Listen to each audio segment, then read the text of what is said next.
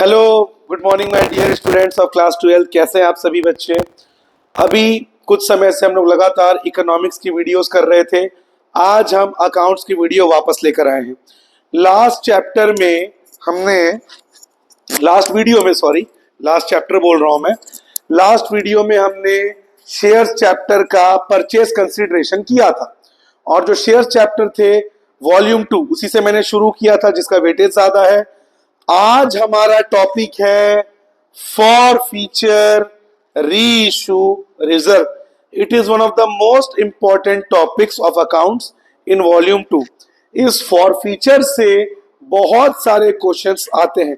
In fact इसके आगे का जो टॉपिक है प्रो राटा, वो भी इसी से रिलेटेड है। तो पहले हम समझते हैं फॉर फीचर क्या है। फॉर फीचर का मतलब होता है जब्त करना। जब्त करने का मतलब क्या है? जैसे मान लीजिए फॉर एग्जांपल मैंने बैंक से लोन लिया, लोन लेके मैंने कार खरीदा, लेकिन मैंने कार का लोन टाइम से नहीं चुकाया, तो बैंक क्या करेगी? मेरे कार को फॉरफिट कर लेगी, जब्त कर लेगी। ठीक उसी तरह अगर शेयर का पैसा जो शेयर होल्डर है वो नहीं देता है, तो उसके शेयर को कंपनी फॉरफिट कर लेती है, जब्त कर लेती है, और उसे किसी और को री इशू करती है। समझते हैं। मान लीजिए जो शेयर है उसका कॉस्ट है 10 रुपीज, ठीक है। इसमें शेयर होल्डर ने पे किया 8 रुपीज। 8 रुपी पे किया। कितना रुपए नहीं पे किया? नॉन पेमेंट 2 रुपए इसका हो गया नॉन पेमेंट। मतलब 10 रुपए में इसने 8 रुपए दिया और 2 रुपए नहीं दिया, जिसकी वजह से इसका शेयर फॉरफिट हो जाएगा। तो एंट्री क्या होगा फॉरफीचर का? देखते हैं। शेयर कैपिटल अकाउंट डेबिट, उसमें हम डालेंगे 10 रुपी। ये हमने डाल दिया 10। ये डेबिट और ये क्रेडिट, ठीक है। ये आपका पर्टिकुलर, यहां पे serial number 1। Share capital account debit 10 to share forfeiture. Forfeiture में हम हमेशा डालेंगे जो पैसा मिल गया। ध्यान रखिए, फॉर फीचर में हमेशा वही डालेंगे जो पैसा मिल गया। कितना रुपए मिल गया? 8। तो टू शेयर फॉर फीचर में डालेंगे 8। और ध्यान रखिए, डेबिट का डेबिट के कॉलम में, क्रेडिट का क्रेडिट के कॉलम में। टू मतलब क्रेडिट। इसके बाद to calls in arrears. Calls in arrears का मतलब जो पैसा नहीं मिला। कितना रुपए नहीं मिला? 2। तो यहां पे हम कितना डाल देंगे? 2। Narration being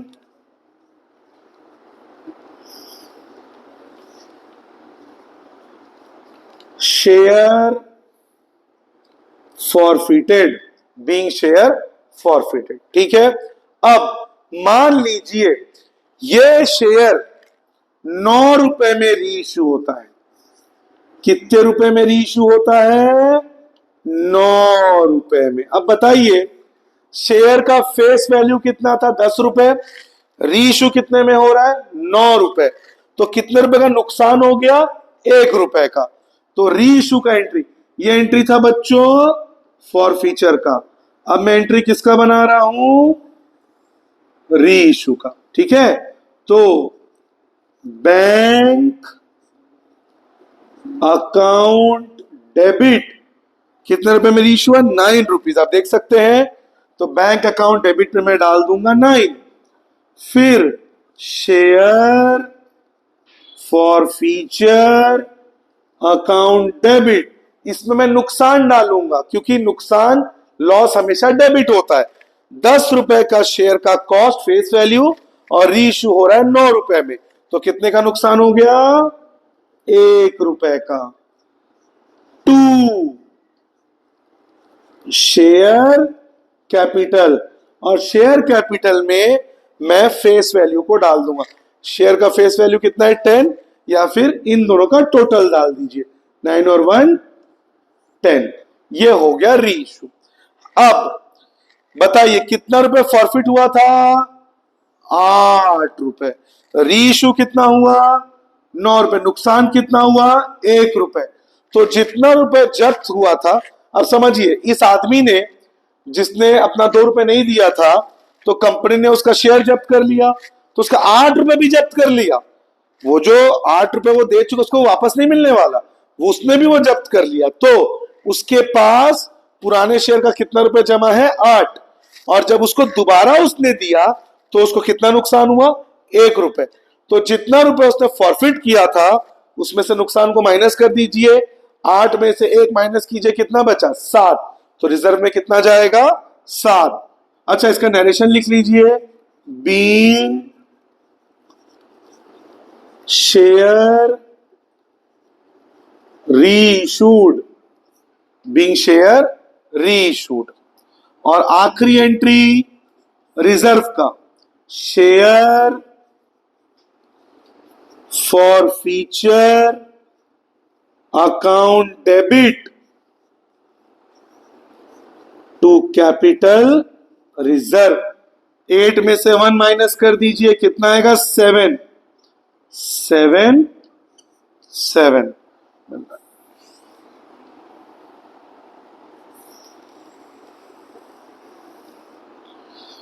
narration being amount transferred to capital reserve. मतलब जितना रुपए जब्त हुआ था 8, उसमें से 1 नुकसान को माइनस किए, बचा 7, उसको कहां डाल दिए बच्चों? रिजर्व में। तो ये आखिरी एंट्री किसका है? रिजर्व का। ठीक है, स्क्रीनशॉट ले लीजिए। अब इसी क्वेश्चन में हम देखेंगे अगर ये री इशू पार में होता तो। यहां पे री इशू किस में हो रहा है? डिस्काउंट में। ठीक है, आपने इसका स्क्रीनशॉट ले लिया। मैं जर्नल एंट्रीज को रब कर देता हूं।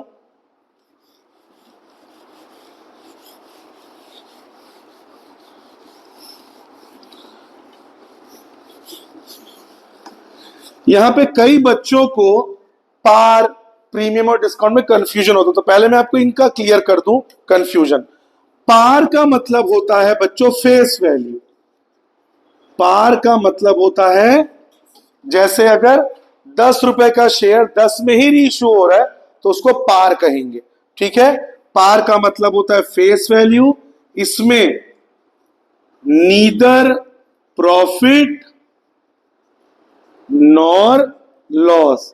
अगर पार में रीइश्यू होता है, ना फायदा ना नुकसान। ठीक है, प्रीमियम का मतलब क्या होता है? प्रीमियम का मतलब होता है ग्रेटर देन फेस वैल्यू। जैसे ये जो 10 का शेयर है, अगर ये 11 रुपए में रीइश्यू हो, 12 रुपए में रीइश्यू हो, 13 रुपए में रीइश्यू हो, तो उसको बोलते हैं premium face value. Premium is greater than face value. और इसमें प्रॉफिट होता है और उसको कहते हैं सिक्योरिटी प्रीमियम रिजर्व। इसको कहते हैं सिक्योरिटी प्रीमियम रिजर्व, और ये क्रेडिट होता है। और अगर डिस्काउंट हो, इसका मतलब लेस देन फेस वैल्यू, और ये लॉस होता है, ये नुकसान होता है। और इसमें share forfeiture account debit होता है हमेशा। अभी आपने देखा था। ठीक है, तो ध्यान रखिए, पार मतलब फेस वैल्यू, 10 का 10 में ही रीइश्यू होगा, ना फायदा ना नुकसान। प्रीमियम मतलब मोर देन फेस वैल्यू, 10 रुपए का शेयर 13 रुपए में रीइश्यू हो रहा है, 10 रुपए का शेयर 11 में रीइश्यू हो रहा है, तो उसको प्रीमियम बोले।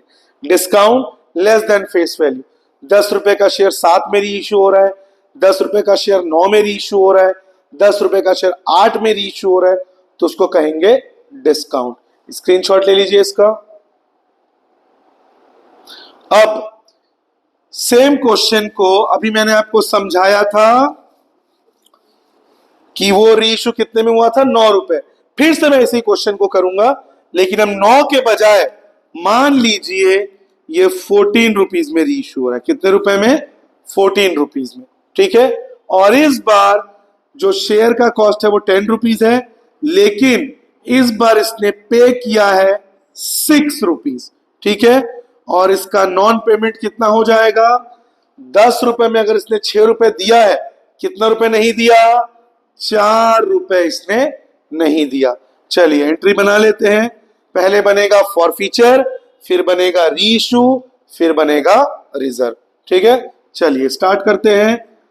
सबसे पहले शेयर कैपिटल अकाउंट डेबिट। कितना रुपए डालना है बच्चों इसमें? शेयर का कॉस्ट जो कि है 10 रुपीज, ये मैंने डाल दिया 10। To share forfeiture account. Share forfeiture में क्या डालते हैं? जो पैसा मिल गया। कितना रुपए मिल गया? 6 रुपीज मिल गया, तो शेयर फॉरफीचर में डालूंगा 6। To calls in arrears. जो पैसा नहीं मिला। कितना रुपए नहीं मिला? 4 रुपए नहीं मिला। 4 नरेशन बीइंग शेयर फॉरफिटेड। और आप इसको और बड़ा भी कर सकते हैं नरेशन को, या being share forfeited for non payment of allotment या कॉल, जो भी, लेकिन आप इतना लिखेंगे तो चल जाएगा, बीइंग शेयर फॉरफिटेड। अब ये रीइश्यू 14 रुपीज में हो रहा है। 10 रुपए का शेयर 14 में रीइश्यू हो रहा है। कितने का फायदा? 4 रुपए का। तो सेकेंड एंट्री रीइश्यू का, बैंक अकाउंट डेबिट। कितना डालेंगे बच्चों?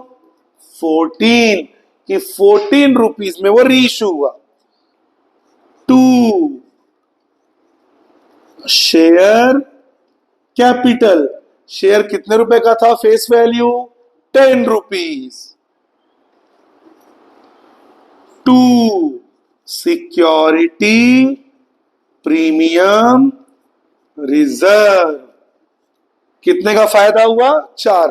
फायदा हमेशा क्या होता है? 11 से पढ़ते आ रहे हैं बच्चे आप लोग, क्रेडिट। तो यहां पे मैंने डाल दिया 4। पिछले क्वेश्चन में 9 में रीइश्यू हुआ था तो नुकसान हुआ था, तो मैंने उसको डेबिट किया था, लेकिन फायदा होगा तो उसको क्या करेंगे? क्रेडिट। 2 मतलब credit. Narration being share reissued. इतना भी लिख के छोड़ सकते हैं, अगर आपको लिखना है तो आप प्रीमियम भी डाल दीजिए, being share reissued at premium. पिछले वाले क्वेश्चन में मैंने बीइंग शेयर रीइश्यूड ही छोड़ दिया था, आप उसमें भी लिख सकते थे being share reissued at discount, जैसे मैंने यहां पे प्रीमियम लिखा। अब जो रुपए जब्त हुआ, फॉरफिट हुआ, उसमें से नुकसान को माइनस करेंगे। लेकिन ध्यान से देखिए बच्चों, रीइश्यू में तो नुकसान ही नहीं हुआ, रीइश्यू में तो फायदा हो गया। तो जब कोई नुकसान रीइश्यू में ना हो तो पूरा का पूरा जो पैसा फॉरफिट हुआ है वो कहां चला जाएगा? Capital reserve. तो आखिरी entry share forfeiture account debit to capital reserve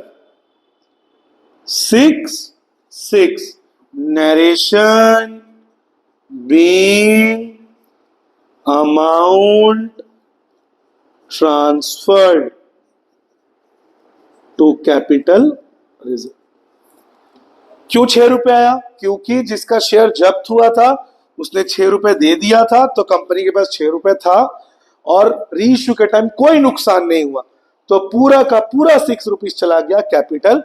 पिछली क्वेश्चन में हमने जो नुकसान हुआ था उसको माइनस किया था, लेकिन इस बार रीइश्यू में कोई नुकसान नहीं हुआ, पूरा का पूरा 6 रुपए मैंने कैपिटल रिजर्व में डाल दिया। स्क्रीनशॉट ले लीजिए। अब नेक्स्ट इसी क्वेश्चन को फिर से अब हम देखेंगे अगर री इशू पार में होता है तब क्या होता है।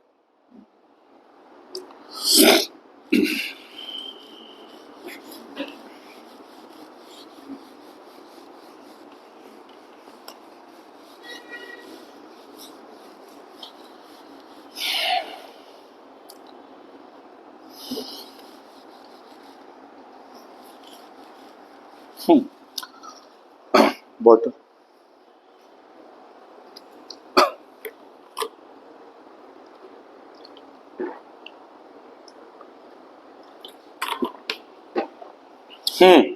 अब मान लीजिए शेयर का कॉस्ट 10 रुपीज है, ये जब्त हुआ नॉन पेमेंट ऑफ 7 रुपीज। मतलब ये जो शेयर है उसमें जो शेयर होल्डर है उसने 7 रुपए नहीं दिया, तो अगर 7 रुपए नहीं दिया तो कितना पे हो गया, 3 रुपए उसने दे दिया। ठीक है, और यही शेयर री इशू हो रहा है 10 रुपए में, मतलब 10 रुपए का फेस वैल्यू 10 रुपए में ही री इशू हो रहा है। ठीक है, चलिए एंट्री बना लेते हैं, पहले फॉर फीचर, फिर री इशू, फिर रिजर्व। तो पहला entry share capital account debit, कितना डालेंगे बच्चों इसमें, 10 रुपए। टू शेयर फॉर फीचर, इसमें क्या डालेंगे, जो मिल गया, कितना मिल गया, 3 रुपए मिल गया, तो टू शेयर फॉर फीचर में 3।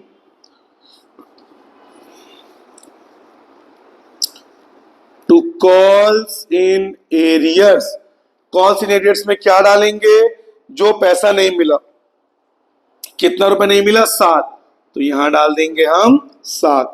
नरेशन बीइंग शेयर फॉरफिटेड,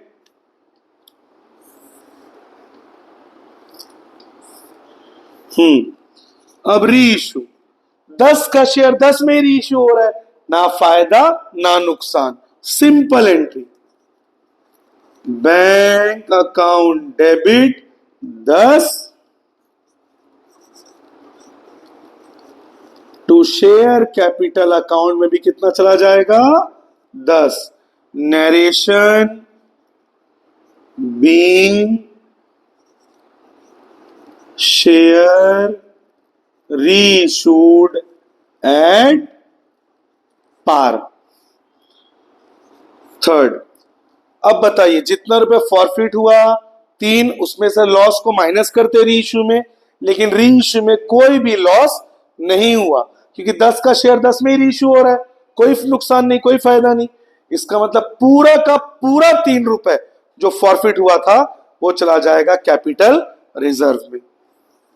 तो आखिरी entry share forfeiture account debit to capital reserve, simple, 3 रुपए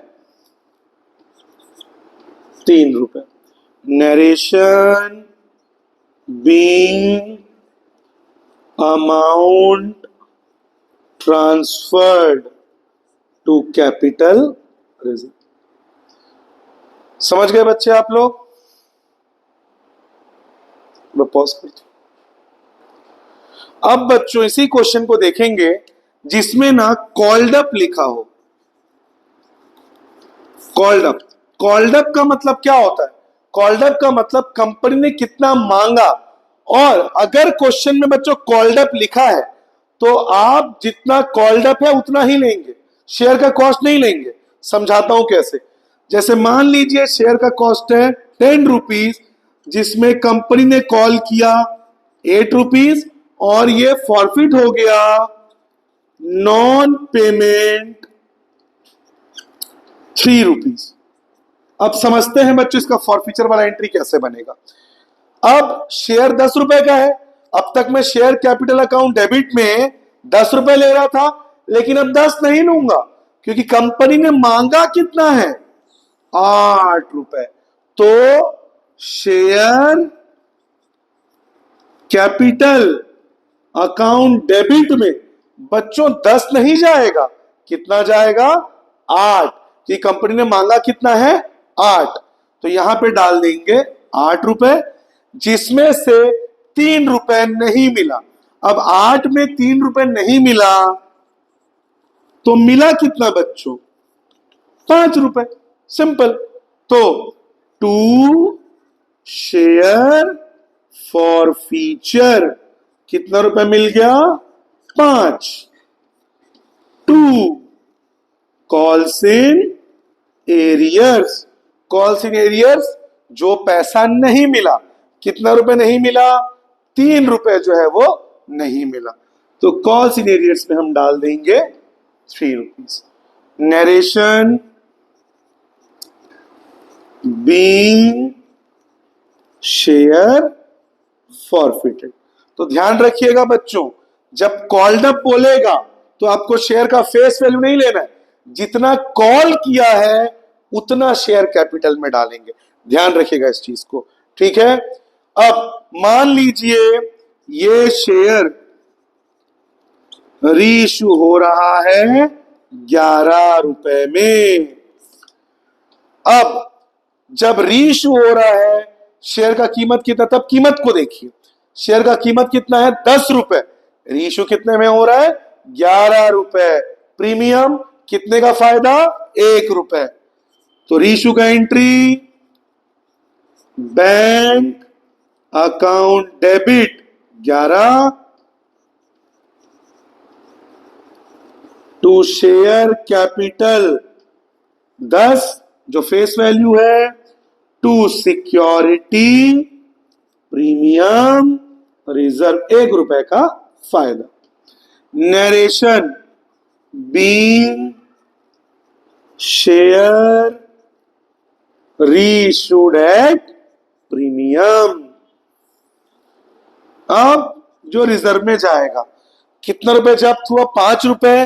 क्या रीइश्यू में नुकसान हुआ, नहीं, तो पूरा का पूरा 5 रुपए चला जाएगा कैपिटल रिजर्व। तो share forfeiture account debit to capital reserve 5 5 5 5। Narration being amount transferred to capital reserve.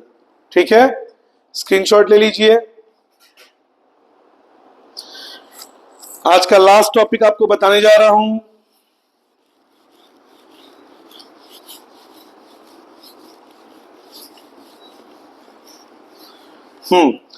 ये है आज का last topic, maximum discount allowed on reissue will not exceed the amount forfeited on the share। इस line का क्या मतलब है बच्चों, रीइश्यू जब करते हैं शेयर को, उसमें आप कितना डिस्काउंट दे सकते हैं, वो डिस्काउंट जितना रुपए फॉरफिट हुआ है उससे ज्यादा नहीं हो सकता। समझते हैं कैसे, मान लीजिए 10 रुपए का शेयर, इसका फेस वैल्यू, ठीक है, इसमें किसी ने 6 रुपए दे दिया और 4 रुपए नहीं दिया, सॉरी 4 रुपए इसने नहीं दिया। ठीक है, अब बताइए कितना रुपए फॉरफिट हुआ है, 6 रुपए फॉरफिट हुआ है। इसका मतलब जब रीइश्यू होगा,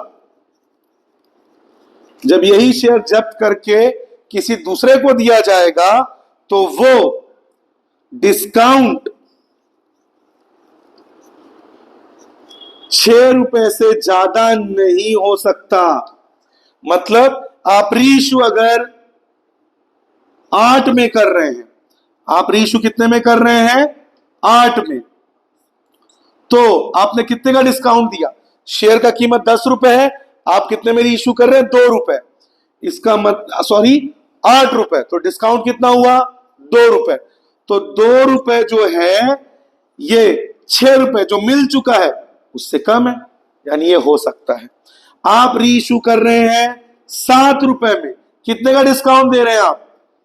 ₹3, बिकॉज शेयर का कीमत ₹10 है, आप 7 में रीइश्यू कर रहे हैं, 3 का डिस्काउंट। ये अभी भी जो पैसा जब्त हुआ है फॉरफिट के टाइम उससे कम है। आप 5 में भी रीइश्यू कर सकते हैं, क्योंकि 5 जो रुपए जब्त हुआ है 6 उससे कम है। आपने 5 में रीइश्यू किया, 10 का शेयर है, 5 में रीइश्यू कर रहे हैं, 5 का डिस्काउंट, ये अभी भी उस 6 से कम है। आप 4 में भी रीइश्यू कर सकते हैं, 10 का शेयर आप 4 में रीइश्यू कर रहे हैं, कितने का डिस्काउंट दे रहे हैं आप? ₹6। और आपने कितना रुपए जब्त किया था उस आदमी का जिसने शेयर का पैसा नहीं दिया था? ₹4 नहीं दिया था, कितना रुपए दे दिया था? 6। तो अभी भी जो डिस्काउंट है वो जब्त किए हुए पैसे के इक्वल है। लेकिन क्या आप ₹3 में रीइश्यू कर सकते हैं? नहीं कर सकते। क्यों? शेयर का कीमत 10 है, आप रीइश्यू कर रहे हैं 3 में, और कितने का डिस्काउंट हुआ? ₹7। और ये डिस्काउंट ₹7 उस फॉरफिट किए हुए पैसे से ज्यादा है। और मैंने क्या बोला था? विल नॉट एक्सीड, मतलब आपका डिस्काउंट जो पैसा फॉरफिट हुआ है उससे ज्यादा नहीं हो सकता। इसका मतलब आप ₹4 तक में रीइश्यू कर सकते हैं, उससे ज्यादा आप नहीं जा सकते। तो कितना डिस्काउंट दे सकते हैं? जितना रुपए फॉरफिट हुआ उससे ज्यादा डिस्काउंट आप रीइश्यू के टाइम नहीं दे सकते। तो आज की वीडियो के लिए इतना ही। आशा करता हूं आपको ये क्लास समझ में आया हो। हमारे चैनल को सब्सक्राइब करें, वीडियो को लाइक और शेयर करें। पूरे क्लास 12 की तैयारी के दौरान स्टे पुट शिक्षा आपके साथ है। Have a good day.